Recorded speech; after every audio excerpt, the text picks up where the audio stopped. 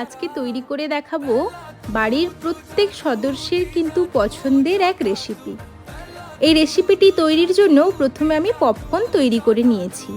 এরপর গ্যাসের oven on করে একটা কড়াই বসালাম। কড়াইয়ের উপর দিয়ে দিচ্ছি 1 বাটি গুড়। ওপর থেকে দেব এলাচের শুধুমাত্র বীজ, যাতে ফ্লেভারটা খুব ভালো আসে। এরপর গ্যাসের ওভেনকে আমি একদম লো ফ্লেমে রেখে গুড়কে মেল্ট করে নেব। এই দেখুন, যখন গুড় এইভাবে মেল্ট হয়ে আসবে, উপর থেকে দিয়ে দেব কুচি করে রাখা কাজু আর তৈরি করে রাখা পপকর্ন। এরপর মেল্টেড গুড়ের সঙ্গে পপকর্নকে আমি খুব ভালোভাবে এভাবে মিশিয়ে নেব। এরপর হাতে জল নিয়ে মেল্টেড গুড়ের সঙ্গে মিক্সড করে রাখা পপকর্নকে আমি নাড়ুর শেপে এইভাবে পরপর সাজিয়ে নেব। এই দেখুন, একদম শক্তভাবে তৈরি আজকের নাড়ু।